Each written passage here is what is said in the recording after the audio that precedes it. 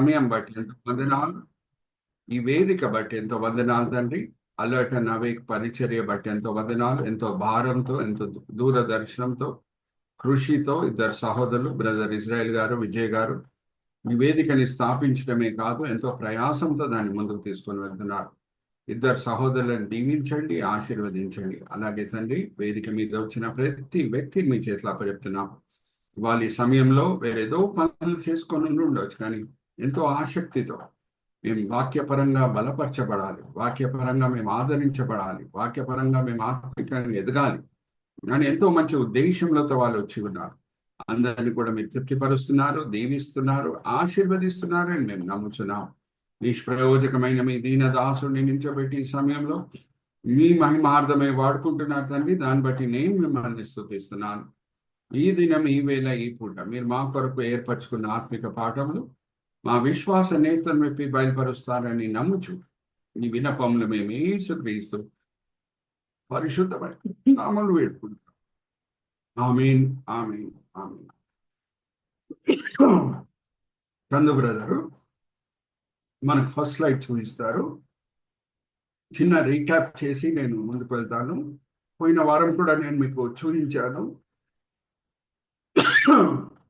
ఈ comedy king ఎవరు అనేది మీకు చూపించాను. Charlie Chaplin. చార్లీ చాప్లిన్ బతుకున్న సమయంలో చార్లీ చాప్లిన్ లుకలైక్ కాంటెస్ట్ చాలా ఫేమస్ అయినాయి, చాలా పాపులర్ అయినాయి. రైట్ సైడ్ చూడండి. చార్లీ చాప్లిన్ లెక్క ఎంతో మంది అక్కడ డ్రెస్అప్ చేసుకొని చార్లీ చాప్లిన్ లుకలైక్ కాంటెస్ట్ లో పాల్గొంటున్నారు. ఇటువంటి షోస్ చాలా ఫేమస్ అయినాయి.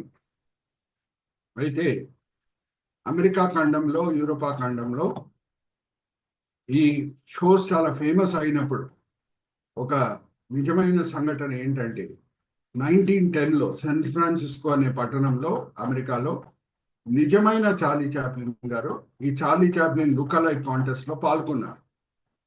జడ్జెస్ కి తెలియదు, వేరే కాంటెస్టెంట్స్ కి కూడా తెలియదు. ఇంకా అక్కడ గ్యాదర్ అయిన క్రౌడ్ చాలా పెద్ద క్రౌడ్ ఉండేది.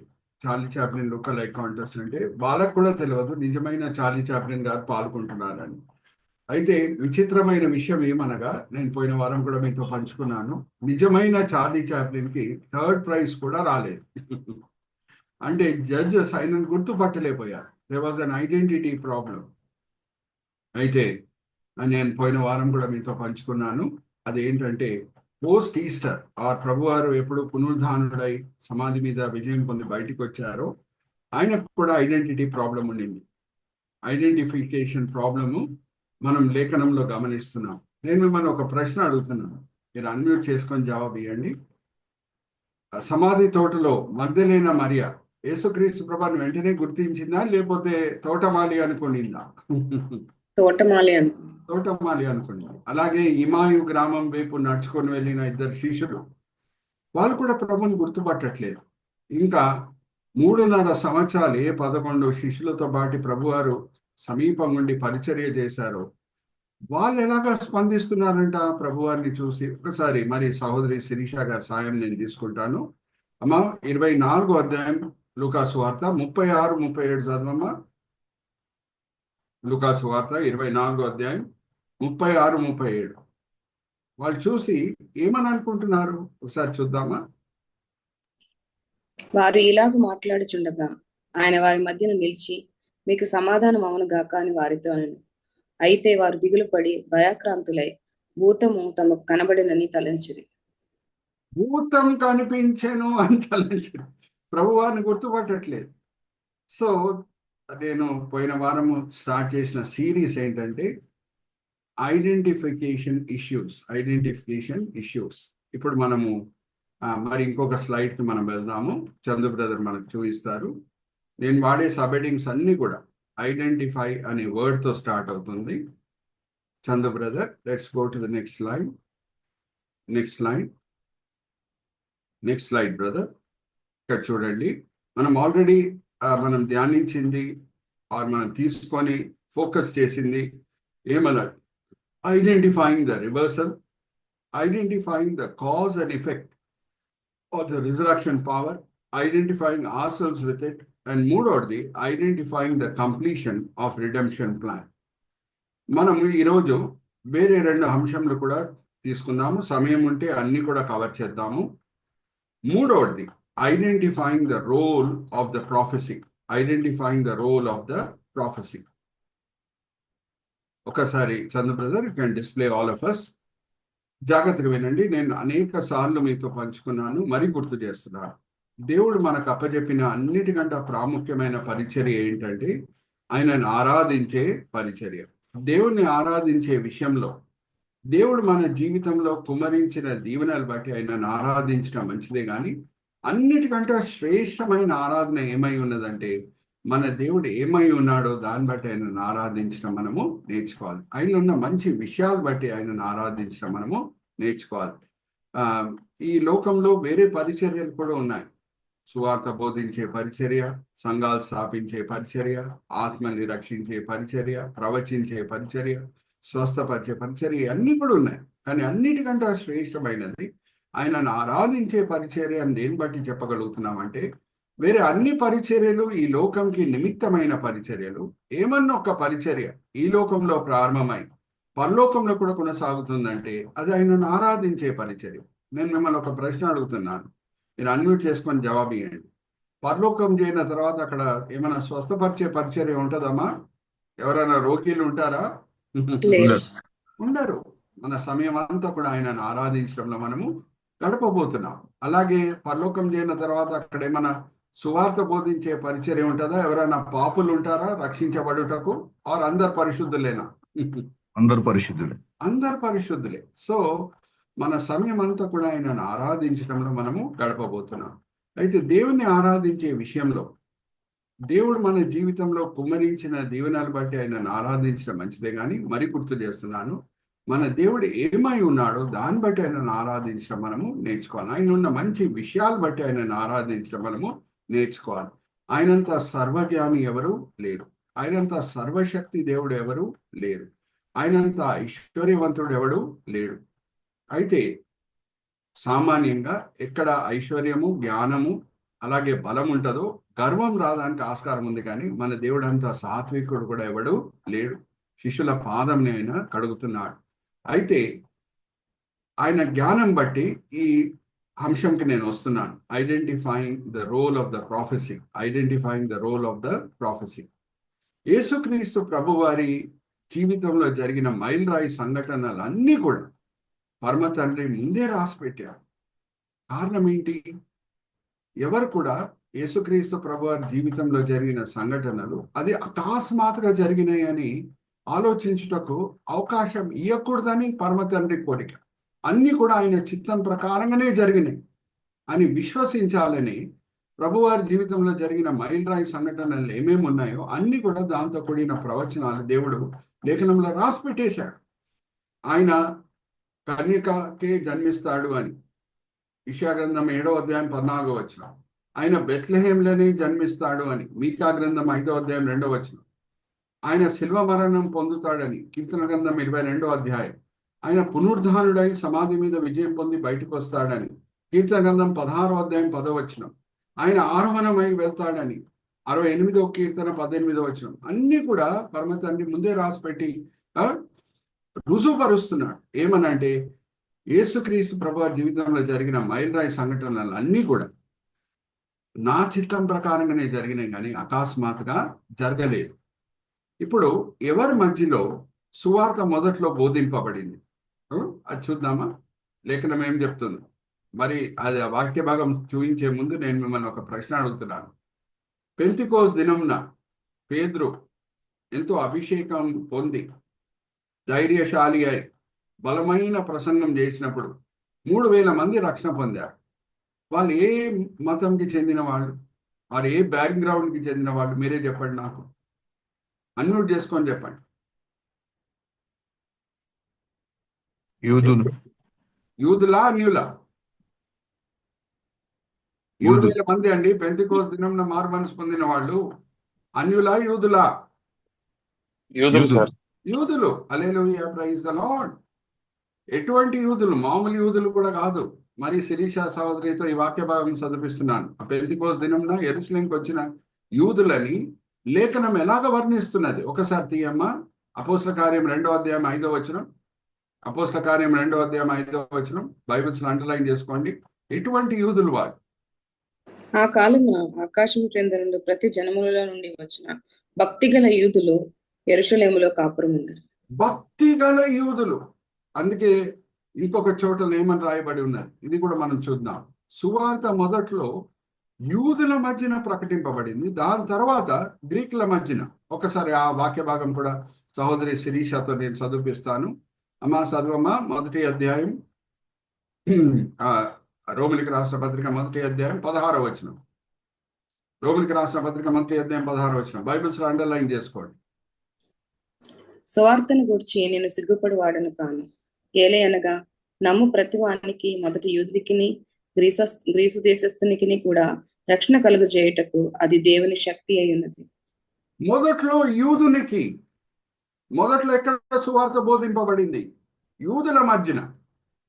ఇప్పుడు ఈ అంశంతో కూడిన వేరే లోతైన మర్మాలు మీతో పంచుకునే ముందు ఈ మాట కూడా నేను మీతో పంచుకోవాలి. అదేంటంటే, యూదుల సమాజంలో ఒక ఫంక్షన్ ఉండేది, ఒక ఆచారం ఉండేది. అదేంటంటే బార్ మిట్జ్వా అనే ఒక ఫంక్షన్ వాళ్ళు ఆచరించేవారు. ఆ బార్ మిట్జ్వా అనే ఫంక్షన్ వెనకాలన్న అర్థం ఏంటి, దాని వెనకాలన్న ప్రాముఖ్యత ఏంటి అనేది మనం గమనిస్తే, యూదుల సమాజంలో పుట్టిన ప్రతి శిష్యుడు 12వ సంవత్సరం వయసు వచ్చినప్పుడు ఆది కాండం నుంచి ద్వితోపదేశ కాండం లేఖనంలో ఉన్న మొదటి 5 పుస్తకాలని చదవటమే కాదు, ఆయన కంఠసం చేసుకోవాలి అని చెప్తున్నా. ఆది కాండం నుంచి ద్వితోపదేశ కాండం 5 పుస్తకాలు చదవటమే కాదు, ఆ 12 సంవత్సరాల వయసు ఉన్న ఆ బాలుడు ఆయన కంఠసం చేసుకోవాలి. అప్పుడు తల్లిదండ్రులు ఎంతో దాన్ని బట్టి ఆనందిస్తూ అందరికి భోజనాలు పెడతారు. ఆ ఫంక్షన్ పేరు బార్ మిట్జ్వా. అయితే ఇప్పుడు పేతురు ఎవరి ముందు నించొని సువార్త బోధిస్తున్నాడు? యూదుల మధ్యన. అయితే ఏ వాక్య భాగం ఆయన తీసుకొని రుజువుపరుస్తున్నాడు? యేసుక్రీస్తు ప్రభువారే మెస్సయ్య అనే మాట ఎలాగ రుజువుపరుస్తున్నాడు? ఒకసారి మనం చూద్దామా Chandra brother? Let's look at that slide once again. ఆ వాక్య భాగము, ఆ ప్రవచన సహోదరి శిరీష గారు చదివినిపిస్తారు. 16వ అధ్యాయం 10వ వచనం చదవమ్మా. కీర్తన గ్రంథం 16వ అధ్యాయం 10వ వచనం.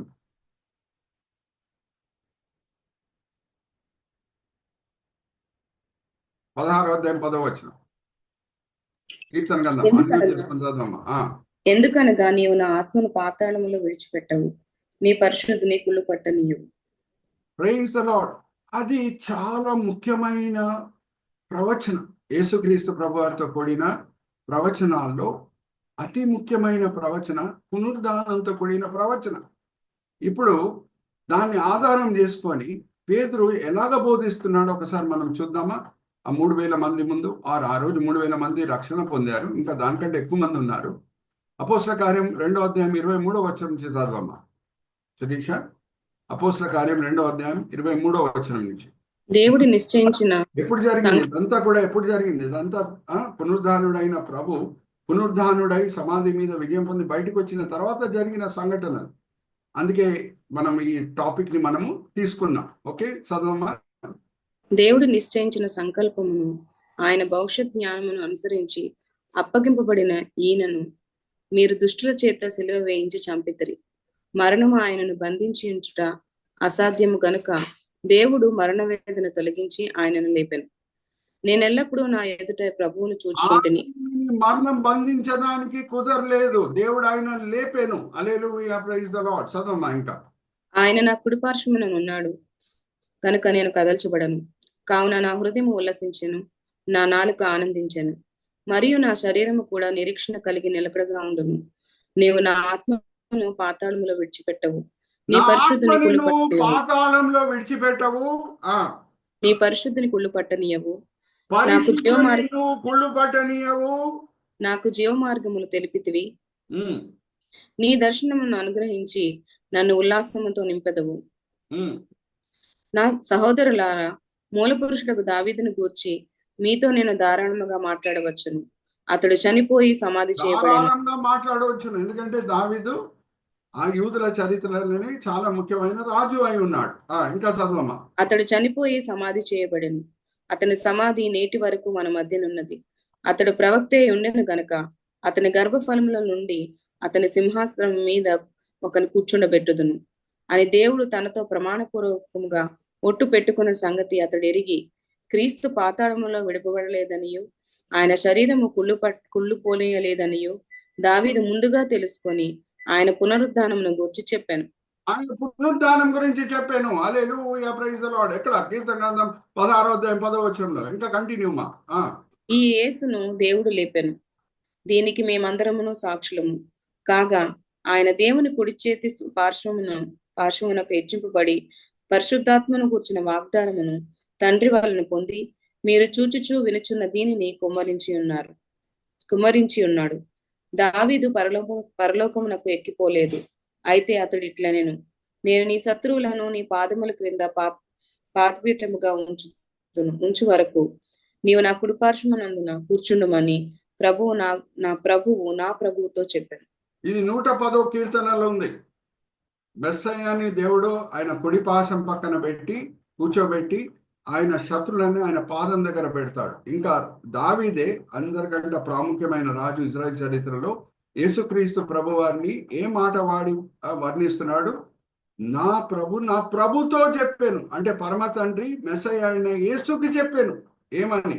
నీ శత్రులని నీ పాదం దగ్గర నేను పెడతానని. Hallelujah, praise the lord. Look at the prophecies which Peter is referring to. ఇదంతా విన్న తర్వాత ఈ యూదుల స్పందన ఎలాగుండింది ఒకసారి మనం చూద్దామా? 2వ అధ్యాయం 37వ వచనంకి వచ్చేమా? ఈ బలమైన ప్రసంగం, ప్రవచనాలతో కూడిన ప్రసంగం, ప్రవచనాలను వాడి యేసువే మెస్సయ్య అని రుజువుపరిచిన ప్రసంగం ఏ స్పందన పుట్టించింది ఈ యూదుల్లో? ఒకసారి 37వ వచనంకి వచ్చేమా? వారు ఈ మాట విని హృదయములో నొచ్చుకొని, సహోదరులారా మేమేమి చేతుమని పేతురును కడమ అపోస్తలుగా అడగగా, పేతురు, మీరు మాను మనసు పొంది పాపక్షమాపణ నిమిత్తము ప్రతివాడు క్రీస్తు యేసు నామమున బాప్తిస్మం పొందుడి, అప్పుడు మీరు పరిశుద్ధులను వరము పొందుదురు. హల్లెలూయా, ప్రైజ్ ది లార్డ్. ఎటువంటి స్పందన పుట్టిస్తున్నది వీళ్ళలో? మారు మనసుతో కూడిన స్పందన పుట్టిస్తున్నది. పరిశుద్ధాత్మ దేవుడు ఒప్పింపజేస్తున్నాడు. జాగ్రత్త వినండి, చాలా ముఖ్యమైన పాయింట్కి నేను వస్తున్నాను. నేను వేరే బైబిల్ స్టడీస్లో కూడా పంచుకున్నాను, మరి మీకు గుర్తు చేస్తున్నాను. కొత్త నిబంధనము పాత నిబంధన మధ్యలో ఉన్న ఒక ప్రాముఖ్యమైన వ్యత్యాసము ప్రతి క్రైస్తవునికి తెలుసుండాలి. అది ఏంటంటే, పాత నిబంధనలో దేవుడు ఒక చిన్న దేశం ఇజ్రాయెల్ దేశంతో నిబంధన కుదిరించుకున్నాడు, ఫుల్ దేశంతో. Dan to Beersheba. మనం భారతదేశంని ఎలాగ వర్ణిస్తాం, కాశ్మీర్ టు కన్యాకుమారి అని, అలాగా లేఖనము ఇజ్రాయెల్ దేశంని జియోగ్రఫికల్ గా ఎలాగ వర్ణిస్తుంది అని అంటే దాన్ టు బీర్షిబా. అది జస్ట్ 250 కిలోమీటర్ మాత్రమే, కర్నూలు టు హైదరాబాద్ అంతే. చిన్న దేశం. ఒక దేశంతో ఆయన నిబంధన కుదిరించుకుంటున్నాడు. వాళ్ళని ఐగుప్తు దాసత్వం నుంచి విమోచించి సినాయి కొండ దగ్గర తీసుకొని వచ్చి దేశంగా వాళ్ళతో నిబంధన కుదిరించుకుంటున్నాడు. అయితే ఈ దేశంలో ఎవరన్నా ఒక్కడు పాపం చేసినా సరే దేవుడు దేశంని లెక్కలు అడుగుతాడు. ఒకసారి ఆ వాక్య భాగం కూడా నేను మీకు చూపిస్తున్నాను. ఎరికో పట్టణంని స్వాధీనపరుచుకున్నప్పుడు ఇజ్రాయేలీలు దేవుడు కోరుకుండింది ఏంటంటే, ఆ ఎరికో పట్టణంకి చెందిన వెండి బంగారం అంతా కూడా యాజకులకి వీళ్ళు ఇచ్చేయాలి. ఏదన్నా మొదటిది దేవుందే, మొదటి గొర్రెపిల్ల దేవుందే, మొదటి పంట దేవుందే. అలాగే కానాన్ దేశంలో స్వాధీనపరుచుకున్న మొదటి పట్టణం ఆస్తి అంతా కూడా దేవుందే. కానీ ఈ ఆజ్ఞ అందరు విన్నా సరే ఒక్క వ్యక్తి ఆయన దేవుణ్ణి దొంగలించాడు అనే మాట రాయబడి ఉన్నది. ఎవరి గురించి మాట్లాడుతున్నాను నేను? ఆకారాన్ని ఒక వ్యక్తి. చదువుదామా? 7వ అధ్యాయం యెహోషువ గ్రంథం 1-2 వచనాలు చదవమ్మా. అప్పుడు మరి ఆ వాక్య భాగం చదివిన తర్వాత నేను ఒక ప్రశ్న అడగబోతున్నాను, దానికి జవాబు ఇచ్చటకు సిద్ధంగా ఉండండి. యెహోషువ గ్రంథం 7వ అధ్యాయం 1-3 వచనాలు చదవమ్మా. శపితమైన దాని విషయములో ఇశ్రాయేలు తిరుగుబాటు చేసిరి. ఎట్లైనగా యోధా గోత్రములో జెరహు మనుమడును, జబ్ది మనుమడును, కర్మీ కుమారుడైన ఆకాను శపథము చేయబడి దానిలో కొంత తీసుకొని గనుక యెహోవా ఇశ్రాయేలు మీద కోపించను. యెహోషువ చాలమ్మా. యెహోవా దేవుడు ఆకాన్ మీద కోపించెను అని ఉన్నదా, లేకపోతే ఇజ్రాయేలీల మీద కోపించెను అని ఉన్నదా? చెప్పండి మీరే. ఇప్పుడే మనం చదువుకున్నాం కదా, ఇశ్రాయేల్ మీద, దేశం మీద. ఎందుకంటే ఈ నిబంధన దేశంతో కూడిన నిబంధన. అందుకే మరి ఇంకొక చోటులో అదే యెహోషువ గ్రంథంలో ఒకసారి చదవమ్మా, 22వ అధ్యాయం 20వ వచనం. యెహోషువ గ్రంథం 22వ అధ్యాయం 20వ వచనం ఏమని ఉంది? ఆకాన్ పాపం చేసినప్పుడు దేవుని ఉగ్రత ఓన్లీ ఆకాన్ మీదే వచ్చిందా, లేకపోతే దేశ ప్రజల మీద వచ్చిందా? ఒకసారి మనం చూద్దాం. జరహు కుమారుడైన ఆకాను ప్రతిష్ఠితమైన దాని విషయంలో తిరుగుబడినప్పుడు ఇశ్రాయేల్ సర్వ సమాజం మీదకి కోపము రాలేదా? సర్వ సమాజం మీదికి దేవుని కోపం రాలేదా? చదవమ్మా. తన దోషం వలన ఆ మనుషుడు ఒక్కడే మరణమాయన. ఆ దోషం వలన ఆయన ఒక్కడే చనిపోయినా వేరే వాళ్ళ మీద కూడా దేవుని ఉగ్రత వచ్చింది కదా. హల్లెలూయా, ప్రైజ్ ది లార్డ్. ఇది దేశంతో కూడిన నిబంధన. కానీ కొత్త నిబంధనలో మనం గమనిస్తే సువార్త ప్రపంచమంతా కూడా వ్యాపించింది. ఇప్పుడు దేవుడు ప్రతి స్థానిక సంఘంతో నిబంధన కుదిరించుకుంటున్నాడు. ప్రతి స్థానిక సంఘం ఆయనకు ఒక చిన్న ఇజ్రాయెల్ దేశం వలె కనిపిస్తుంది. ఇప్పుడు మరి నేను మిమ్మల్ని ఒక ప్రశ్న అడుగుతున్నాను, ఎందుకంటే మీరు అందరు కూడా ప్రకటన గ్రంథం బైబిల్ స్టడీలో కూడా పాల్గొన్నారు. ప్రకటన గ్రంథం 2-3 అధ్యాయాల్లో ప్రభువారు 7 సంఘాలతో మాట్లాడుతున్నారు. ఇప్పుడు నేను మిమ్మల్ని అడిగే ప్రశ్న ఏంటంటే, లౌదిక సంఘంలో ఉన్న లోటుపాట్లు బట్టి దేవుడు స్మిర్నా సంఘంని లెక్కలు అడుగుతున్నాడా? కొత్త నిబంధనకి మనం వచ్చినప్పుడు లౌదిక సంఘంలో ఉన్న లోటుపాట్లు బట్టి దేవుడు ఫిలడెల్ఫియా సంఘం నన్నా ఆర్ స్మిర్నా సంఘం నన్నా లెక్కలు అడుగుతున్నాడా? అడగడు. ఎందుకంటే ఇప్పుడు స్థానిక సంఘంతో దేవుడు నిబంధన కుదిరించుకుంటున్నాడు. ఇంకొక ఉదాహరణ నేను మీతో పంచుకుంటున్నాను. కొరింథు సంఘంలో ఎన్నో లోటుపాట్లు ఉన్నాయి. కొరింథు సంఘం కూడా గ్రీక్ దేశంలోనే ఉంది. ఫిలిప్పీ సంఘం కూడా గ్రీక్ దేశంలోనే ఉంది. కొరింథు సంఘం 5వ అధ్యాయానికి మనం వస్తే అక్కడ ఉన్న సంఘ పెద్ద ఒక ఆయన నాన్నగారు అయిన భార్యతో, స్టెప్ మదర్తో శారీరక సంబంధం పెట్టుకొని ఉన్నాడు. పౌలు భక్తుడు రోషంతో పలికిన మాటలు ఏంటంటే, ఆయన వెలివేసేయండి, సాతాను చేతికి అప్పచెప్పండి అని గద్దిస్తున్నాడు పౌలు భక్తుడు. ఇప్పుడు అదే గ్రీక్ దేశంలో ఉన్న ఫిలిప్పీ సంఘంని లెక్కలు అడుగుతున్నాడా పౌలు భక్తుడు? కొరింథు సంఘంలో ఉన్న లోటుపాట్లు బట్టి అడుగుతున్నా మిమ్మల్ని. Give me an answer. No. So ఇప్పుడు ప్రతి స్థానిక సంఘంతో దేవుడు నిబంధన కుదిరించుకుంటున్నాడు. ఇప్పుడు ఎజ్రా గ్రంథంకి మనం వద్దాం. ఎజ్రా చాలా నీతిమంతుడు, భక్తిపరుడు. 1 దినవృత్తాంతం 2 దినవృత్తాంతం పుస్తకాలు రాసింది ఆయనే. ఇంకా ఎజ్రా గ్రంథం కూడా ఆయనే రాశాడు. నీతిమంతుడైన ఎజ్రా, ఆయనకు ఒక సందర్భంలో కబురు వస్తుంది. ఏమనంటే, ఇజ్రాయేలీలు అన్య స్త్రీలతో వివాహం చేసుకుంటున్నారు. అప్పుడు ఎజ్రా స్పందన ఎలా ఉండిందో మనం చూద్దాం. 9వ అధ్యాయం తీయమ్మా. ఎజ్రా గ్రంథం 9వ అధ్యాయం 1-3 వచనాలు చదవమ్మా. ఈ సంగతులు సమాప్తమైన తరువాత పెద్దలు నా యొద్దకు వచ్చి ఇశ్రాయేలును, యాజకులను, లేవీయులను, కనానీయులను, హిత్తీయులను, పెరిజ్జీయులను, యెబూసీయులను, అమ్మోనీయులను, మోయాబీయులను, ఐగుప్తీయులను, అమోరీయులను అను దేశపు జనములలో నుండి తమను తాము వేరుపరచుకొనక వారు చేయు అసహ్యమైన కార్యములను తామే చేయొచ్చు, వారి కుమార్తెలను పెండి చేసుకొనుచు, తమ కుమారులకు తీసుకొనుచు, పరిశుద్ధ సంతతిగా ఉండవలసిన తాము ఆ దేశపు జనులతో కలుసుకొని వారైరి. ఈ అపరాధం చేసిన వారిలో పెద్దలను, అధికారులను నిజముగా ముఖ్యులై ఉండిరని చెప్పిరి. నేను ఈ సంగతి విని నా వస్త్రమును, నా పై దుప్పటిని చింపుకొని, నా తల వెంట్రుకలను, నా గడ్డపు వెంట్రుకలను పెరికి వేసుకొని విభ్రాంతి పడి కూర్చుంటిని. చాలమ్మా, ప్రైజ్ ది లార్డ్. ఇప్పుడు నేను మిమ్మల్ని ఒక ప్రశ్న అడుగుతున్నానండి. ఎజ్రా పాపం చేశాడా? అన్య స్త్రీలను ఈయన పెళ్లి చేసుకున్నాడా? Give me an answer.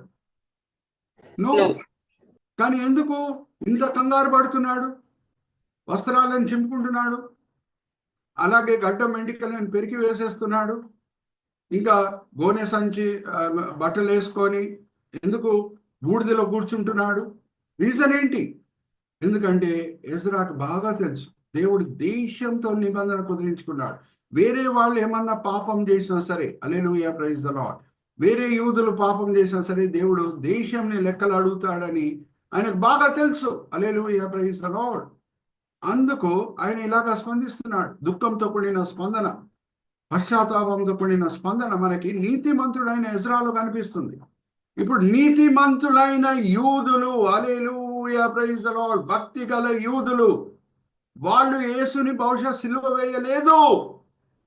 కానీ పేతురు ప్రసంగం ఎప్పుడు విన్నారో, వేరే యూదులు వాళ్ళు కనిపెట్టుకున్న మెస్సయ్యని సిలువ వేశారనే మాటలు పేతురు ద్వారా వాళ్ళు ఎప్పుడు విన్నారో, ఆ మెస్సయ్యని దేవుడు ప్రవచనాల ప్రకారంగా పునరుద్ధానుడై సమాధి మీద విజయం పొంది బయటకు వచ్చేటట్లు ఎప్పుడు దేవుడు చేశాడో, ఈ మాటలు వాళ్ళు ఎప్పుడు విన్నారో, బహుశా వాళ్ళు యేసుని సిలువ వేయలేదు. కానీ వాళ్ళకి బాగా తెలుసు దేవుడు దేశంతో నిబంధన కుదిరించుకున్నాడు అని. వాళ్ళు ఎలాగా స్పందిస్తున్నారంటే, అయ్యలారా, మేము ఇప్పుడు ఏం చేయాలి? హల్లెలూయా, ప్రైజ్ ది లార్డ్. మరి మిమ్మల్ని అడుగుతున్నా ఒక ప్రశ్న. ఈ భక్తి గల యూదులు యేసుని సిలువ వేశారండి? ఆరు ఈ పరిసయ్యులు, శాస్త్రులు, ఇంకా సదుకీలు వేసిన భయంకరమైన ప్లాన్ అది? అడుగుతున్నా మిమ్మల్ని. ఈ భక్తి గల యూదులు వేశారా యేసుని సిలువ? పెంతెకోస్తు దినం వచ్చిన యూదులు వేశారా? ఏ లేదు. కానీ ఆ ప్రవచన దీన్ని పేతురు ఆధారం చేసుకొని బోధించాడు. రక్షకుడు శ్రమల ద్వారా ప్రయాణమై వెళ్ళాలి, దాని తర్వాత ఆయన సమాధి చేయబడాలి, దాని తర్వాత ఆయన పునరుద్ధానుడై సమాధి మీద విజయం పొంది బయటికి రావాలి అనే మాటలు ఎప్పుడు పేతురు ద్వారా వాళ్ళు విన్నారో, ఈ ప్రవచన నెరవేర్పు గురించి వాళ్ళు ఎప్పుడు విన్నారో, వాళ్ళ మనసులో కదిలింపబడినాయి. హల్లెలూయా, ప్రైజ్ ది లార్డ్. ఇప్పుడు సూటిగా నేను మిమ్మల్ని ఒక ప్రశ్న అడుగుతున్నాను, మరి అన్మ్యూట్ చేసుకొని జవాబు ఇవ్వండి. అదే ఈ ప్రవచన లేకుండుంటే, ప్రత్యేకంగా పునరుద్ధానంతో కూడిన ప్రవచన లేకుండుంటే, ఆ దినము పేతురు ఇంత బలంతో, ఇంత అధికారంతో బోధించుటకు వీలయ్యేదా? నో. సో ఏం చేసిన ఈ ప్రవచనాలు? మార్గం సరళపరిచినాయి. సువార్త బోధించే విషయంలో మార్గం సరళపరిచినాయి. Hallelujah, praise the lord. Identifying the role of the prophecy. Are you all understanding? Especially about resurrection, because all this happened post resurrection. ఈ 3,000 మంది రక్షణ పొందటము రిజరక్షన్ తర్వాత అయింది, పునరుద్ధానం తర్వాత అయింది. Are you all with me? So మన దేవుడు సర్వజ్ఞానం. యూదుల మధ్యన సువార్త మొదట్లో బోధింపబడుతుంది. సో యూదులు వెంటనే గ్రహించే ప్రవచనాలన్నింటినీ కూడా దేవుడు ముందే రాసి పెట్టాడు. ఎందుకంటే యూదులు బైబిల్ చదువుతామని వాళ్ళు అతిశయించారు, కానీ బైబిల్ని మేము, లేఖనంని మేము కంఠస్థం చేసుకుంటామని అతిశయిస్తారు. సో ఎప్పుడు పేతురు ఈ ప్రవచనాలను ఎత్తిపట్టి చూయిస్తున్నాడో వాళ్ళకి వెంటనే అర్థమైపోతుంది. హల్లెలూయా, ప్రైజ్ ది లార్డ్. ఇప్పుడు నేను మరి మిమ్మల్ని ఒక ప్రశ్న అడుగుతున్నాను. తిమోతి తల్లి గారు యూదురాలేనా? Timothy? No. Yes. His mother was a Jewess, father was not a Jew. So తల్లి అయిన లూయి, అలాగే గ్రాండ్ మదర్ యూనికే, ఆమె వాళ్ళ గురించి రాస్తున్నాడు చూడండి పౌలు భక్తుడు. ఒకసారి చదువుదామా? 1 తిమోతి 1వ అధ్యాయం 5వ వచనం చదవమ్మా. 1 తిమోతి 1వ అధ్యాయం 5వ వచనం. ఉపదేశ సారమేదనగా పవిత్ర హృదయం నుండి, మంచి మనస్సాక్షి నుండి, నిష్కపటమైన విశ్వాసము నుండి కలుగు ప్రేమే. 2 తిమోతి 1వ అధ్యాయం 5వ వచనం చదవమ్మా. ఆయన తల్లి అయిన అవ్వ గురించి పౌలు భక్తుడు రాస్తున్నాడు.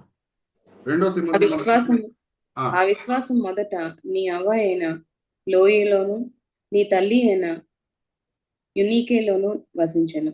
అది నీ తల్లి యునీకే, మీ అవ్వ అయిన లోయే. ఎంత చక్కగా చందు బ్రదర్ కూడా మనకి స్క్రిప్చర్ చూపిస్తున్నారు చూడండి. అందుకే పౌలు భక్తుడు తిమోతి రాసిన పత్రికలని ఏమని అంటున్నాడు? బాల్యం నుంచి నువ్వు లేఖనము విని ఉన్నావు. బాల్యం నుంచి. ఎక్కడుంది ఆ మాట? బాల్యం నుంచి. ఎందుకంటే యూదురాలు కదా తల్లి, గ్రాండ్ మదర్ కూడా యూదురాలు కదా. అందుకు బాల్యం నుంచే వాళ్ళకి తిమోతికి వాళ్ళు లేఖనం ఏంటో చూయిస్తున్నారు, ప్రవచనాలు ఏంటో చూయిస్తున్నారు, మెస్సయ్యతో కూడిన ప్రవచనాలు ఏంటో చూయిస్తున్నారు. ఒకసారి తీద్దామమ్మా. 2 తిమోతి 3వ అధ్యాయం 15వ వచనం. 2 తిమోతి 3వ అధ్యాయం 15వ వచనం. నీవు నేర్చుకొని రూఢి అని తెలుసుకొన్నవి ఎవరి వల్ల నేర్చుకుంటేవో ఆ సంగతి తెలుసుకొని వాటి యందు నిలకడగా ఉండుము. కంటిన్యూ. దైవజనుడు సన్నద్ధుడై ప్రతి సత్కారమునకు పూర్ణముగా సిద్ధపడి ఉండునట్లు 2 తిమోతి 3:14 నుంచి చదవమ్మా. క్రీస్తు యేసునందు ఉంచవలసిన విశ్వాసము ద్వారా రక్షణార్థమైన జ్ఞానమును నీకు కలిగించుటకు శక్తిగల పరిశుద్ధ లేఖనములను బాల్యము నుండి నీవెరుగుదువు గనుక నీవు నేర్చుకొని రూఢి అని బాల్యం నుంచి నువ్వు ఎరుగుదువు గనుక జాగ్రత్త వినండి. ఎక్కడెక్కడ పౌలు భక్తుడు వెళ్ళేవాడో సువార్త బోధించుటకు మొదటిగా ఆ పట్టణము సమాజ మందిరం నుంచి సువార్త బోధించడం స్టార్ట్ చేసేవాడు. అయితే ఆ సమాజ మందిరంలో కూడా ఏ ప్రవచనాలను వాడి యేసువే మెస్సయాన్ని రుజువుపరిచేవాడు. ఒకసారి చూద్దామా, తీయమ్మా. మొదటి ఆత్మిక దండయాత్రలో పౌలు బర్నబా వాళ్ళు 4 పట్టణాల్లో సంఘాలు స్థాపించారు. సో ప్రతి సమాజ మందిరం లోపల వెళ్ళి దేన్ని ఆధారం చేసుకొని యేసువే మెస్సయాన్ని రుజువుపరుస్తున్నారు. ఒకసారి తీయమ్మా 13వ అధ్యాయం అపోస్తల కార్యం మొదటిగా 15వ వచనం చదువు, దాని తర్వాత 35, 36కి వచ్చాయి. 13వ అధ్యాయం అపోస్తల కార్యం 15వ వచనం. ధర్మశాస్త్రమును ప్రవక్తల లేఖనం వలన చదివిన తర్వాత సమాజ మందిరపు అధికారులు, సహోదరులారా, ప్రజలకు మీరు ఏదైనా బోధవాక్యం చెప్పవలనని ఉన్న ఎడల చెప్పుడని వారికి వర్తమానం తెలియజేసిరి.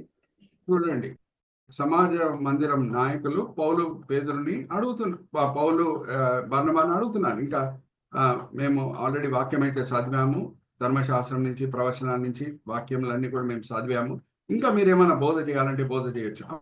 అప్పుడు పౌలు భక్తుడు సేమ్ పేదరు లెక్కనే అదే పునరుద్ధానంతో కూడిన ప్రవచనం తీసుకొని ఎలాగ రుజువుపరుస్తున్నాడో చూద్దాం. యేసువే మెస్సయాన్ని ఒకసారి తీయమ్మా. అదే 13వ అధ్యాయం. ఆయన స్పీచ్ అయితే 16వ అధ్యాయంలో స్టార్ట్ అయిపోతుంది, కానీ 35వ వచనంకి వచ్చాయి. 35వ వచనం, అదే 13వ అధ్యాయం 35, 36. కాబట్టి వేరొక కీర్తన యందు నీ పరిశుద్ధిని కుళ్ళుపట్టనీయనని చెప్పుచున్నాడు. దావీదు దేవుని సంకల్పం చొప్పున తన తరము వారికి సేవ చేసి నిద్రించి తమ పితరుల యొద్దకు చేర్చబడి కుళ్ళుపోయాను గాని దేవుడు లేపబడిన వాడు కుళ్ళు పట్టలేదు.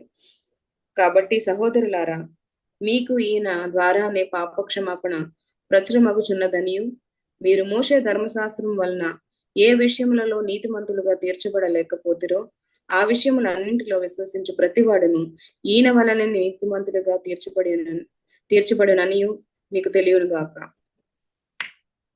హల్లెలూయా, ప్రైజ్ ది లార్డ్. సో మరి ఆ ప్రవచనం ఎంత ఉపయోగకరంగా ఉండింది. పునరుద్ధానంతో కూడిన ప్రవచన ఎంత మార్గం సరళపరుస్తున్నది. యూదుల సమాజంలో నించొని పౌలు భక్తుడు బోధించినప్పుడు అర్థం చేసుకుందాం. ఎందుకంటే ఈ మొదటి ఆత్మిక దండయాత్రలన్నీ ఎక్కడ 4 సంఘాలు స్థాపింపబడినాయో ఆ పట్టణాల పేర్లు మీరు నోట్ చేసుకోండి. లిస్ట్రా, డర్బీ, ఇకోనియం, ఆంతియోక్. ఈ 4 పట్టణాల్లో సంఘాలు స్థాపించబడినవి. మరీ చెప్తున్నాను, లిస్ట్రా, డర్బీ, ఇకోనియం, ఆంతియోక్. ఈ ఆంతియోక్ వేరు, ఇది గలితియా ప్రాంతంలో ఉన్న ఆంతియోక్ వేరు, అలాగే సిరియా దేశంలో ఉన్న ఆంతియోక్ వేరు. ఆ ఆంతియోక్ 11వ అధ్యాయంలో దాంతో కూడిన మాటలు రాయబడి ఉన్నాయి. సిరియా దేశంలో ఉన్న ఆంతియోక్లో కూడా అనేకులు మారుమనసు పొందారు. అక్కడే మొదటిసారి శిష్యులకి క్రైస్తవులు అనే పేరు వచ్చింది. ఆ ఆంతియోక్ వేరు, ఈ ఆంతియోక్ వేరు. కానీ తిమోతి లిస్ట్రా పట్టణంకి చెందిన వ్యక్తి. Hallelujah, praise the lord. Are you all understanding? Timothy ఏ పట్టణంకి చెందిన వ్యక్తి? లిస్ట్రా పట్టణంకి చెందిన వ్యక్తి.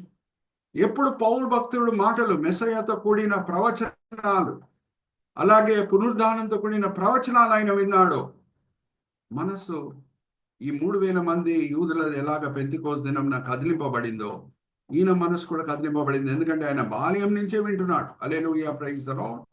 అందుకే రోమిలికి రాసిన పత్రిక 1:16 వచనం మీకు గుర్తు చేశాను. సువార్త మొదట్లో యూదుల్లో ప్రకటింపబడింది. ఆర్ యు ఆల్ విత్ మీ? జాగ్రత్తగా వినండి. ఒక నిజమైన సంఘటన నేను మీతో పంచుకొని మరి దేవుడు ఎంత సర్వజ్ఞాని అనే మాట రుజువుపరుస్తున్నాడు. ఒక సేవకుడు ఆయన సాక్ష్యం కూడా ఒక మ్యాగజైన్, ఇంగ్లీష్ మ్యాగజైన్ ముంబై నుంచి పబ్లిష్ అవుతుంది, లైట్ ఆఫ్ లైఫ్ అనే ఒక మ్యాగజైన్ లో ఆయన సాక్ష్యం పంచుకున్నాడు. ఏమనంటే ఆయన ట్రైన్ ప్రయాణం చేసే సమయంలో ఒక స్టేషన్ వచ్చింది, అంటే ఆయన ఎక్కడ దిగాలో ఆ స్టేషన్ వచ్చింది. ట్రైన్ సామాన్యంగా చాలాసేపు అక్కడ ఆగదు. అయితే ఆయన దగ్గర ఎన్నో వస్తువులు ఉన్నాయి, అన్ని కూడా దించాడు, హడావుడిగా దించాడు. కానీ ఒక బ్రీఫ్ కేస్ మాత్రము ఆయన బర్త్ కింద ఉండిపోయింది. ఆయన బ్రీఫ్ కేస్ దాంట్లో ఎన్నో విలువైన మెటీరియల్ ఉంది, కంటెంట్స్ ఉన్నాయి, బుక్స్ ఉన్నాయి, మ్యాగజైన్స్ ఉన్నాయి. ఆ ట్రైన్ కదిలి స్టార్ట్ అయిపోయింది, వెళ్ళిపోయింది. అప్పుడు ఈయనకి అర్థమైంది, అప్పుడు ఆయన గ్రహించాడు ఏమనంటే అన్ని వస్తువులను ఆయన దించాడు కానీ బ్రీఫ్ కేసు మాత్రము ఆ బర్త్ కింద ఉండిపోయింది అని. అప్పుడు ఆ సేవకుడు కన్నీరు కారుస్తూ అలాగే ఆ స్టేషన్లని ప్రార్థన చేశాడు, ప్రభా ఆ బ్రీఫ్ కేసు ఎన్నో విలువైన వస్తువులు ఉన్నాయి తండ్రి, ప్రత్యేకంగా ఎన్నో ప్రెషియస్ క్రిస్టియన్ లిటరేచర్ ఉంది దాంట్లో, నేను దాన్ని పోగొట్టుకోకూడదు ప్రభా, అది తిరిగి దొరికేటట్లు నీ కృప చూపించు అని అక్కడే కన్నీరు కార్చి ప్రార్థన చేశాడు.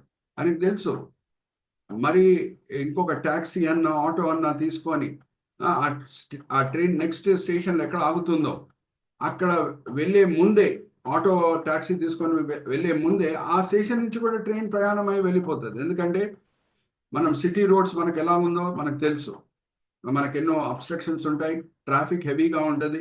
కానీ ట్రైన్ అయితే ఏం ట్రాఫిక్ లేకుండానే వెళ్ళిపోతూ ఉంటుంది. సో ఆయన తెలుసు తిరిగి బ్రీఫ్ కేసు దొరకడం చాలా కష్టం. అక్కడే కన్నీటి ప్రార్థన చేశాడు. చేసినప్పుడు ఆ స్టేషన్లో ఒక అనౌన్స్మెంట్ వింటున్నాడు, వెళ్ళిపోయిన ట్రైన్ తిరిగి వస్తుందంట. హల్లెలూయా, ప్రైజ్ ద లార్డ్. వెళ్ళిపోయిన ట్రైన్ తిరిగి వస్తున్నదంట. వచ్చింది, ఆయన ఎక్కడ నిల్చున్నాడో అక్కడే ఆయన కంపార్ట్మెంట్ కూడా వచ్చి నిల్చుంది. ట్రైన్ లోపల కంపార్ట్మెంట్ లోపల వేగంగా లోపల వెళ్ళాడు. ఆ బర్త్ కింద బ్రీఫ్ కేసు ఉందా అని చూశాడు, అది అలాగే ఉంది సురక్షితంగా.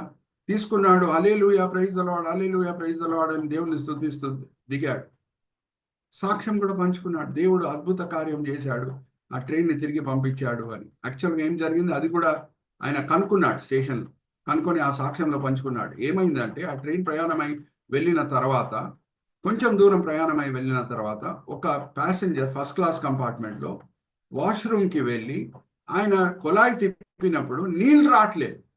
ఆ ఫస్ట్ క్లాస్ కంపార్ట్మెంట్లో ఉన్న ప్యాసింజర్ వాష్రూమ్కి వెళ్ళి కొలాయి తిప్పినప్పుడు నీళ్ళు రావట్లేదు. ఆయన చాలా కోపం వచ్చింది, అరే ఫస్ట్ క్లాస్ కంపార్ట్మెంట్లో నేను ప్రయాణం చేస్తున్నాను, ఎంతో ఖర్చు పెట్టి నేను టికెట్ కొన్నాను, ఈ మామూలు సౌకర్యాలు కూడా ఈ రైల్వే డిపార్ట్మెంట్ వాళ్ళు మనకి ఇయరా అని కోపం వచ్చి చైన్ లాగాడు. చైన్ లాగితే డ్రైవర్ గారికి తెలియదు ఎందుకు చైన్ లాగాడు అని. కోపంతో వచ్చి ఆయనకి ఎప్పుడు అర్థమైందో ఈ వ్యక్తి చైన్ లాగాడు అని, ఆ డ్రైవర్ గారికి ఎప్పుడు అర్థమైందో ఆయన అరవటం స్టార్ట్ చేశాడు. ఎందుకు నువ్వు చైన్ లాగావు, ట్రైన్ ఆగిపోయింది, ఎంత టైం వేస్ట్ అవుతుంది అని డ్రైవర్ గారు వచ్చినప్పుడు ఈయన గట్టిగా అరవటం స్టార్ట్ చేశాడు. ఈ ఫస్ట్ క్లాస్ ప్యాసింజర్ ఏమనంటే, నేను ఫస్ట్ క్లాస్ టికెట్ కొన్నాను, ఎంతో ఖర్చు పెట్టి కొన్నాను, ఫస్ట్ క్లాస్లో నేను ఎందుకు ప్రయాణం చేయాలని కోరుకున్నానంటే సౌకర్యాలు బాగుంటాయని, నీళ్లు కూడా మీకు ప్రొవైడ్ చేయరా, నేను రైల్వే మినిస్టర్కి కంప్లైంట్ ఇస్తాను అని బెదిరించాడు ఆ ప్యాసింజర్. అప్పుడు ఆ ట్రైన్ డ్రైవర్కి భయం వేసి తిరిగి ఆ ట్రైన్ని నీళ్లు నింపు.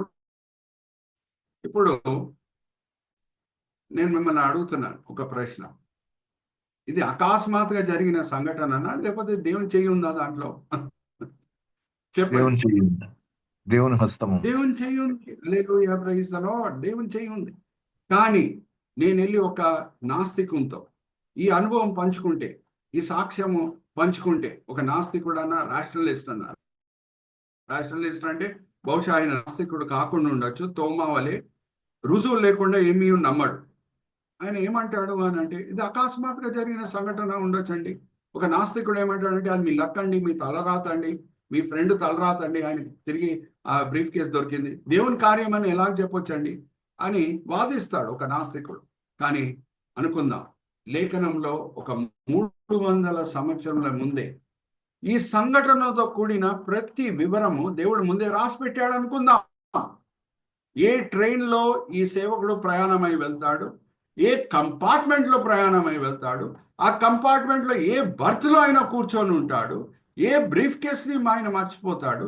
ఆ బ్రీఫ్ కేసులో ఏ క్రిస్టియన్ లిటరేచర్ ఉంటుంది? అన్ని వివరాలు దేవుడు ముందే 300 సంవత్సరాల ముందే లేఖనంలో రాసి పెట్టుంటే ఏ నాస్తికుడన్నా ఇది అకస్మాత్తుగా జరిగిన సంఘటన అని చెప్పడానికి వీలు ఉంటుందా? లేకపోతే ఇది దేవుని కార్యం అని నమ్మాలా?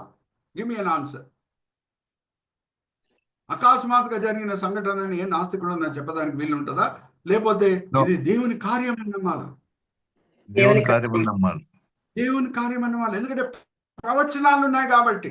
అదే ప్రవచనాలు లేకుండా ఉంటే ఏ నాస్తికుడు అని ఏమని అంటాడంటే ఇది తలరాత అండి, మీ లక్కండి, దొరికిందండి అని అంటాడు. యూదులకి దేవుడు ఇన్ని రుజువులు పెట్టాడు. మెస్సయ్య కన్యకకి జన్మిస్తాడు. మెస్సయ్య బెత్లెహేంలోనే జన్మిస్తాడు. యేసుక్రీస్తు ప్రభువారికి ఇవ్వబడిన అనేక పేర్లు ఒక పేరు ఏంటంటే ఆయనే జీవ ఆహారం. బెత్లెహేంకి ఇవ్వబడిన పేరు ఏంటంటే రొట్టెల గృహం. రొట్టెల గృహంలోనే జీవాహారం జన్మిస్తుంది. ఆయన శిల్వ మరణం పొందుతాడని కీర్తన గ్రంథం 22వ అధ్యాయంలో మనము చదువుకోవచ్చు. వాళ్ళు నా చేతులని కాళ్ళని పొడిచిరి అనే మాట ముందే దావీదు రాసి పెట్టి ఉన్నాడు. అలాగే 16వ అధ్యాయం 10వ వచనం, పరిశుద్ధుని శరీరంని దేవుడు కుళ్ళు పట్టనీయడు. ఇన్ని రుజువులు ఉన్నాయి కాబట్టి యూదులు ఎప్పుడెప్పుడు అపోస్తులు బోధ చేశారో అనేకులు కదిలింపబడి మారు మనసు పొందారు. Hallelujah, praise the lord. So we should identify the role of the prophecy post Easter time. ఎందుకంటే ఈ సంఘటనలన్నీ కూడా ఈస్టర్ తర్వాత జరుగుతున్నాయి. So we should understand the role of the prophecy and we should glorify God for his wisdom. నేనేం చెప్పాను? దేవుడు ఏమై ఉన్నాడో దాన్ని బట్టి ఆయనను ఆరాధించడం మనము నేర్చుకోవాలి. దేవుడి సర్వజ్ఞానం బట్టి ఆయనను ఆరాధించడం మనము నేర్చుకోవాలి. అది ఆల్ విత్ యూ. సో ఈరోజు మనం తీసుకున్న సబ్ హెడ్డింగ్ ఇదొకటి. ఇంకొక సబ్ హెడ్డింగ్ కూడా మనం చూద్దాం. Chandra brother, let's go to that slide also once again, back to that slide. దాని వరకు సహోదరి శిరీష గారు ఈ వాక్య భాగం కూడా చదువుతారు. అపోస్తల కార్యం 1వ అధ్యాయము 6వ వచనం నుంచి 8వ వచనం చదవమా. Identifying the cause of the Messiah, identifying the Messiah's cause and identifying ourselves with the Messiah's cause. అపోస్తల కార్యం 1వ అధ్యాయము 6వ వచనం నుంచి 8వ వచనం. అంత ఐడెంటిఫికేషన్ ప్రాబ్లమే, ఐడెంటిఫైయింగ్ ప్రాబ్లమే పునరుద్ధానం తర్వాత అనేక సంఘటనల్లో మనము గమనించవచ్చు. There is a problem of identifying. కాబట్టి 1వ అధ్యాయం 6వ వచనం నుంచి 8వ వచనం చదవమా.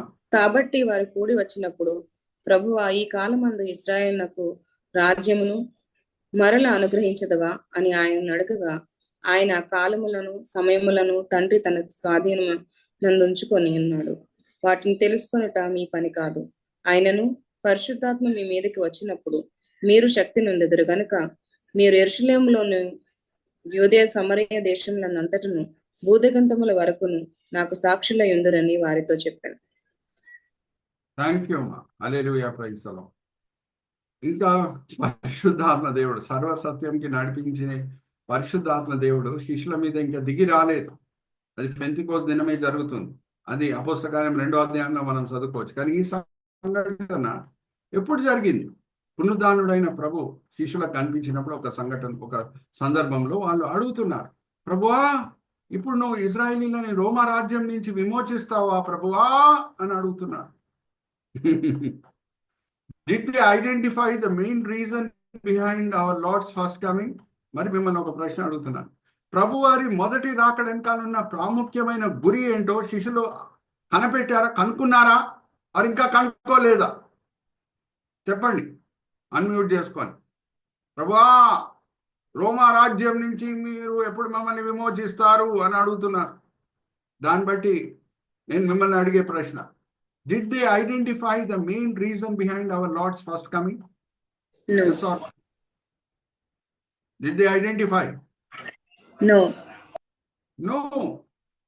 మొదటి రాకడ వెనకాల ఉన్న ప్రాముఖ్యమైన గురి ఏంటి ప్రభుది? కారణం ఏంటి? ఇశ్రాయేలీయులని రోమా రాజ్యం నుంచి విమోచించటం కాదండి. దానికంటే భయంకరమైన సాతాను రాజ్యం నుంచి వాళ్ళని విమోచించటం. మన అందరినీ, యూదులని అన్యులని, భయంకరమైన సాతాను రాజ్యం నుంచి, ఆ చీకటి రాజ్యం నుంచి మనల్ని విమోచించుటకే ప్రభువారు వచ్చి ఉన్నారు. కానీ వీళ్ళు ఐడెంటిఫై చేయలేకపోతున్నారు. అందుకే I told you, Post-Easter, we find several identification problems. We find several identification issues. గుర్తుపట్టలేదు వీళ్ళు ప్రభువారు ఎందుకు వచ్చి ఉన్నారు, మొదటి రాకడ వెనకాల ఉన్న ప్రాముఖ్యమైన గురి ఏంటి. అప్పుడు ప్రభువారు వాళ్ళకి చెప్తున్నారు, అరే ఎప్పుడు ఇశ్రాయేల్ దేశం విమోచించబడుతుందో దాని గురించి మీరు పట్టించుకోకండి, అదంతా కూడా దేవుని స్వాధీనంలో ఉంది. మీ పని ఏంటంటే యెరూషలేము, యూదియా, సమేరియా, గలీలియా, అలాగే భూ అంతం వరకు మీరు నా సాక్షులై ఉండాలి, నా సాక్షులై ఉండాలి. జాగ్రత్తగా వినండి, లేఖనంలో ఉన్న ప్రతి మాట పరిశుద్ధాత్మ ప్రేరేపణ వలన రాయబడటమే కాదు, ఆ లేఖనంలో ఉన్న క్రమం ఉంది చూడండి, దాని వెనకాల కూడా మనకి పరిశుద్ధాత్మ ప్రేరేపణ కనిపిస్తుంది. ఉదాహరణకు నేను చెప్తున్నాను, యాకోబు బావి పక్కన ప్రభువారు సమరయ స్త్రీతో మాట్లాడుతూ ఆరాధనతో కూడిన మాటలు పలుకుతూ ఏమని అంటారంటే, అమ్మా ఒక సమయం వస్తుంది ఎక్కడ మనం దేవుని ఆరాధిస్తాం అది ముఖ్యం కాదమ్మా, ఆత్మతోనూ సత్యంతోనూ ఆయనను ఆరాధిస్తున్నామా అది ముఖ్యమమ్మా అని అంటారు. సత్యంతోనూ ఆత్మతోనూ అని అనరు, ఆత్మతోనూ సత్యంతోనూ అని ఎందుకు అంటున్నారు? పరిశుద్ధాత్మ దేవుని సహాయం లేకుండా ఉంటే లోతైన చోట నుంచి, ఆత్మ లోపల నుంచి నిజమైన ఆరాధన బయటికి రాదు. హల్లెలూయా, ప్రైజ్ ది లార్డ్. మన ఆరాధనలో సత్యం కనిపించాలి అంటే పరిశుద్ధాత్మ దేవుని సహాయం మనకి అవసరం. అందుకే ఆత్మతోనూ సత్యంతోనూ అని అంటారు, కానీ సత్యంతోనూ ఆత్మతోనూ అని అన్నారు. ఇంకొక ఎగ్జాంపుల్ కూడా నేను మీ ముందు తీసుకొని వస్తున్నాను. యేసుక్రీస్తు ప్రభువారు ఎలాగా ఆయన జీవితము జీవించారు, ఆయన పరిచర్య ఎలాగ చేశారు అనేది అపోస్తల కార్యం 1:1 ఉంటుంది. ఈ కాలంలో మనం అందరం ఏమంటామంటే ప్రాక్టీస్ వాట్ యు ప్రీచ్ అని అంటాం. నువ్వేం బోధిస్తున్నావు అది నువ్వు పాటించు అని అంటాం. కానీ ప్రభు వారిలో ఉన్న శ్రేష్టత ఏంటి ఒకసారి చూద్దామమ్మా. అపోస్తల కార్యం 1:1 ఓ థెయోఫిలా, యేసు తాను ఏర్పరచుకున్న అపోస్తలకు పరిశుద్ధాత్మ ద్వారా ఆజ్ఞాపించిన తరువాత ఆయన పరలోకమునకు చేర్చుకొనబడిన దినము వరకు ఆయన చేయుటకును బోధించుటకును ఆరంభించిన వాటినన్నింటినీ బోధించుటకు క్రమం చూడండి. బోధించుటకును చేయుటకు అని ఉందా, లేకపోతే చేయుటకును బోధించుటకు అని ఉందా? Do and preach what Jesus did and thought అని ఉందా, లేకపోతే థాట్ అండ్ డిడ్ అని ఉందా? డిడ్ మొదట్లో వచ్చిందా, ప్రాక్టీస్ మొదట్లో వచ్చిందా, ప్రీచ్ మొదట్లో వచ్చిందా? ప్రాక్టీస్. అరే యేసుక్రీస్తు ప్రభు వారు బాప్తిజం పొందే సమయంలో ఇంకా ఒక్క ప్రసంగం కూడా చేయలేదు, ఒక అద్భుత కార్యం కూడా చేయలేదు, కానీ ఆకాశం తెరవబడుతుంది, అక్కడి నుంచి ఒక స్వరం వినిపిస్తున్నది, ఈయన నా కుమారుడు, ఈయన బట్టి నేను ఎంతో ఆనందిస్తున్నాను. కొన్ని రోజుల తర్వాతనే ప్రభు వారు కొండ మీద ప్రసంగం చేయబోతున్నారు. ఆ కొండ మీద ప్రసంగంలో ఒక అధికారము, ఒక శక్తి కనిపిస్తున్నది ప్రజలకు. ఎందుకంటే అక్కడ బోధించిన ప్రతి మాట ప్రభు వారు మొదట్లో పాటించి బోధించారు కాబట్టి. హల్లెలూయా, ప్రైజ్ ది లార్డ్. సో ఈ మాటలు నేను ఎందుకు చెప్తున్నానంటే, మీరు అరే మిమ్మల్ని నేను విమోచిస్తానా లేదా రోమరాజ్యం నుంచి, దాని గురించి పట్టించుకోకండి. మీరు సాక్షులై ఉండాలి. ఓకే, సాక్షులై ఉండాలి అమ్మా. ప్రభువారు మీరు అపోస్తులై ఉండాలి, సువార్తికులై ఉండాలి, కాపర్లై ఉండాలి, ఉపదేశకులై ఉండాలి, ప్రవక్తలై ఉండాలని చెప్తున్నారా, సాక్షులై ఉండాలని చెప్తున్నారమ్మా? చెప్పండి. మొదట్లో సాక్షులై ఉండాలి. అవును, సంఘం జన్మించిన తర్వాత ప్రభువారు కొంచెం మందిని పరిశుద్ధాత్మతో అభిషేకించి పరిశుద్ధాత్మ వరాలు ఇవ్వటం జరిగింది. సంఘం స్థాపింపబడిన తర్వాత కొంచెమంది అపోస్తులు, కొంచెమంది ప్రవక్తలు, కొంచెమంది ఉపదేశకులు, కొంచెమంది కాపర్లు, కొంచెమంది స్వార్థికులు. కానీ ఎవరై ఉన్నా సరే, క్లర్జీ అన్నా లేటీ అన్నా, ప్రతి క్రైస్తవునికి దేవుడిచ్చిన ఒక యూనివర్సల్ మినిస్ట్రీ, అందరికీ వర్తించే ఒక పరిచర్య ఏంటంటే మనం సాక్షులమై ఉండాలి. Hallelujah, praise the lord. Look at the sequencing of the words. మీరు సాక్షులై ఉండాలి. మరి అడుగుతున్నాను మిమ్మల్ని, మీరు అపోస్తులై ఉండాలి, సువార్తికులై ఉండాలి, కాపర్లై ఉండాలి, ప్రవక్తలై ఉండాలి, ఉపదేశకులై ఉండాలని ఉందా, లేకపోతే సాక్షులై ఉండాలని ఉందా? Give me an answer. సాక్షులై ఉండాలి. అది అన్నిటికంటే ప్రాముఖ్యమైన పరిచర్య. ఇంకా లోతులో వెళ్తున్నాను నేను. లోతులో వెళ్దాం. ఆశ్చర్యమైన విషయాలు లేఖనంలో ఏమున్నాయో మనం అర్థం చేసుకుందాం. మీరు సాక్ష్యం పలకాలనుందా, లేకపోతే సాక్షులు అయి ఉండాలనుందా? హల్లెలూయా, ప్రైజ్ ద లార్డ్. సాక్షులై సాక్ష్యం పలకాలనుందా, నోరు విప్పి మాట్లాడాలనుందా, లేకపోతే సాక్షులై ఉండాలనుందా? సాక్షులై ఉన్నారు. అరే, సాక్ష్యం పలకటం కంట సాక్షులై ఉండటం ముఖ్యం. జీవిత నడకనే సువార్త బోధించాలి. హల్లెలూయా, ప్రైజ్ ద లార్డ్. నా జీవిత నడకనే యేసుతో నేను ఎటువంటి లోతైన సంబంధం కలిగి ఉన్నానని ప్రజలు అర్థం చేసుకోవాలి. Hallelujah, praise the lord. That is Messiah's cause of coming into this world to make us his witnesses. అందుకే నేను రాస్తున్నాను, identifying the Messiah's cause and identifying ourselves the Messiah's cause. ఆ ప్రభు వారి గురిని మన గురిగా మార్చుకుంటుట. ఆయన ఎందుకు వచ్చాడు? మనల్ని సాక్షులుగా మార్చుట. ఆ గురి మన గురి అయి ఉన్నదా? ఆ గురిని మన గురిగా చేసుకున్నామా? సాక్షులు అయి ఉండుట. ఎప్పుడు మనం యేసుక్రీస్తు ప్రభువుని సొంత రక్షకుడిగా అంగీకరిస్తాము, మన సొంత శక్తితో మన క్రైస్తవ జీవితం జీవించాం. పరిశుద్ధాత్మ దేవుడు వచ్చి మనలో నివసించి ఆ ఇరుకు మార్గంలో మనం నడుచుకునేటట్లు మనల్ని బలపరుస్తాడు. ఏ త్యాగమన్నా ప్రభు వారి మహిమార్థమై మనం చేసేటట్లు ఆయన బలపరుస్తాడు. అప్పుడప్పుడు నోరు విప్పి మనం చెప్పే అవసరం లేదు. మన జీవిత నడకనే ఒక ప్రసంగం ప్రసంగిస్తుంది. Are you all with me? Are you all understanding? So that is the Messiah's cause. మొదట్లో సాక్షులై ఉండండి, తర్వాత సాక్ష్యం పలకండి. మొదట్లో ప్రజలు అర్థం చేసుకొనియండి మీలో వాళ్ళలో ఏం వ్యత్యాసం ఉంది, ప్రభు వారి శక్తి ఎవరిలో ఉంది అనేది ప్రజలు అర్థం చేసుకొనియండి. ఇంకా look at the sequencing of the words. ఎలాగ ప్రభు వారు ఏ ఆర్డర్లో చెప్తున్నారు? యెరూషలేములో, యూదియాలో, సమరియలో, గలిలయలో, భూ అంతంలో. మొదటి పట్టణం ఏంటి అడుగుతున్నా మిమ్మల్ని? మొదటిగా ఎక్కడ సాక్షులై ఉండాలి అడుగుతున్నా? యెరూషలేం. మీరు ఎక్కడ నివసిస్తున్నారో, ఏ ఇంట్లో మీరు ఉన్నారో, ఏ కుటుంబంకి మీరు చెంది ఉన్నారో, ఏ స్కూల్లో, ఏ కాలేజ్లో మీరు చదువుకుంటున్నారో, ఎక్కడ మీరు ఉద్యోగం చేస్తున్నారో, ఎక్కడ మీరు వ్యాపారం చేస్తున్నారో, ఎక్కడ మీరు స్టార్ట్ చేస్తున్నారో, అక్కడ మీరు సాక్షులై ఉండండి. వీళ్ళు ఎక్కడున్నారు ఆ సమయంలో? యెరూషలేంలో. ఎక్కడి నుంచి సువార్త మొదట్లో బోధింపబడింది? యెరూషలేంలో. ఎక్కడ ప్రభు వారు శిలువ మరణం పొంది రక్షణ ప్రణాళికని పూర్తి చేశాడు? ఎక్కడ రక్షణ ప్రణాళిక పూర్తయిందని రుజువుపరచబడింది? మరి యెరూషలేంలో.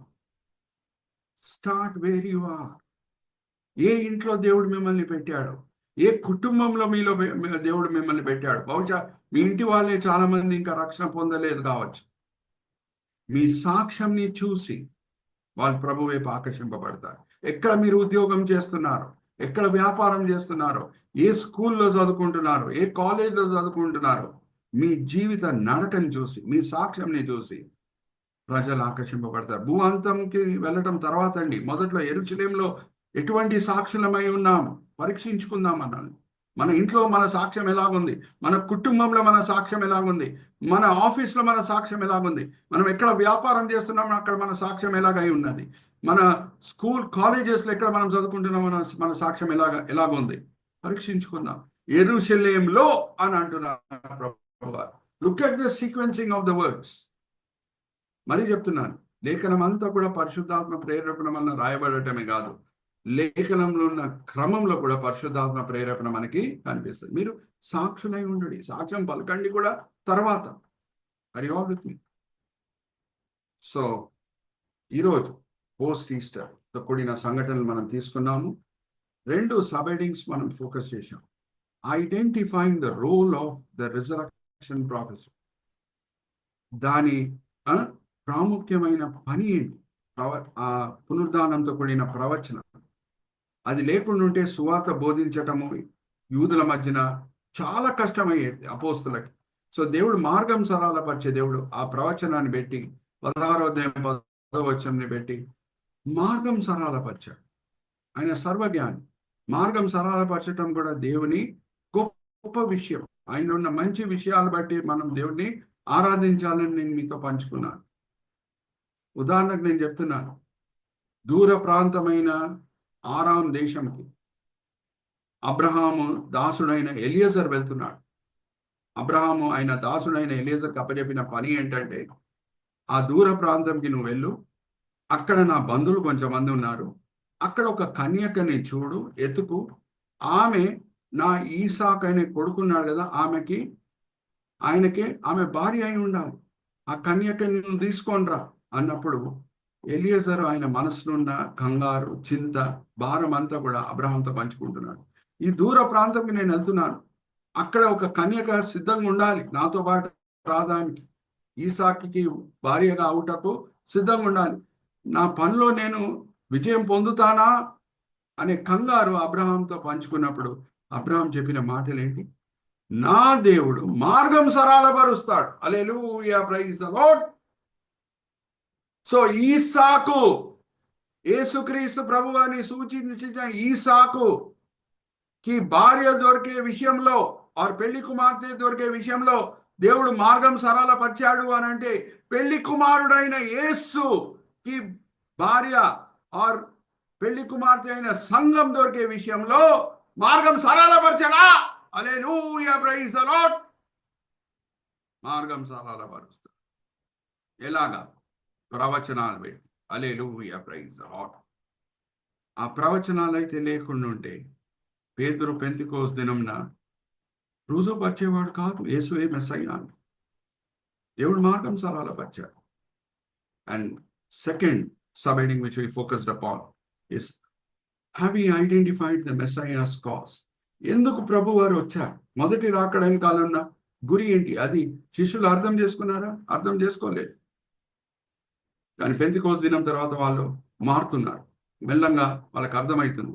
సర్వసత్యంకి నడిపించే పరిశుద్ధాత్మ దేవుడు వాళ్ళలో వచ్చి నివసిస్తున్నాడు కాబట్టి వాళ్ళకి దేవుని సంకల్పం అంతయు సరిగా అర్థమవుతుంది. మనం కూడా have we identified the cause of the Messiah in our life? మనం అర్థం చేసుకున్నామా ప్రభు మనల్ని ఎందుకు రక్షించాడు, ఎందుకు మన జీవితంలో ప్రభు అయి ఉన్నాడు? ఏంటంటే మనం మంచి సాక్షులై ఉండాలి. Hallelujah, praise. మరి ఎక్కడ సాక్షులై ఉండాలి? భూఅంతం తర్వాత అండి, భూఅంతం తర్వాత. మొదట్లో యెరూషలేములో, అంటే ఎక్కడ మనము నివసిస్తున్నాము, ఏ కుటుంబంలో మనం ఉన్నామో, ఏ గృహంలో మనం ఉన్నామో, ఏ ఆఫీస్లో మనం ఉన్నామో, ఎక్కడ మనం వ్యాపారం చేస్తున్నామో, ఎక్కడ మనం చదువుకుంటున్నామో. మరి all with me, I'm closing here now. ఇంకా కొన్ని ఉన్నాయండి, అది వచ్చే వారం కూడా కవర్ చేసేద్దాం. దాని తర్వాత మనము ఆదికాండం మరి బైబిల్ స్టడీ స్టార్ట్ చేద్దాం. మనం పోస్ట్ ఈస్టర్ సమయంలో ఉన్నాం కాబట్టి నాకు ఈ ప్రేరేపణ కలిగింది. పోస్ట్ ఈస్టర్తో కూడిన సంఘటనలు ఏంటో అది ఫోకస్ చేసి దాని ద్వారా మనం ఏం పాఠాలు నేర్చుకోవాలనేది మీకు నేర్పించాలని నాకు ప్రేరేపణ కలిగింది. అందుకే ఈ టాపిక్ నేను తీసుకున్నాను. చిన్న ప్రార్థన చేసి నేను తిరిగి బ్రదర్ ఇజ్రాయెల్ గారికి నేను ఫ్లోర్ అప్పచెప్తాను. తండ్రి, ఈ సమయం బట్టి ఎంతో వందనాలు, ఈ వేదిక బట్టి ఎంతో వందనాలు. ఇద్దరు సహోదరులు, బ్రదర్ ఇజ్రాయెల్ గారు అలాగే బ్రదర్ విజయ్ గారికి మీరు ఇచ్చిన ఈ దర్శనం, ఈ భారం బట్టి ఎంతో వందనాలు. ఈ వేదికని స్థాపించాలని, దాన్ని బట్టి తండ్రి నేను కూడా మేలు పొందుతున్నాను. సార్వత్రిక సంఘం కూడా ఎంతో ఆశీర్వదించబడుతుంది. రాబోయే దినంలో కూడా తండ్రి ఈ వేదికని మీ మహిమార్థమై వాడుకోండి. సార్వత్రిక సంఘ సభ్యులు అనేక మేళ్ళు, అనేక ఆత్మిక మేళ్ళు ఈ వేదిక ద్వారా పొందేటట్లు మీ కృప చూపించండి. ఈ దినం, ఈ వేళ, ఈ పూట మీరు మాకు నేర్పించిన పాఠములు తండ్రి మేము వినే బాలంగానే కాకుండా అమలుపరిచే బాలంగా మమ్మల్ని అందరినీ సరిదిద్దండి. ఈ విన్నపములు మేము యేసుక్రీస్తు పరిశుద్ధమైన నామములో వేడుకుంటున్నాం. ఆమేన్, ఆమేన్, ఆమేన్.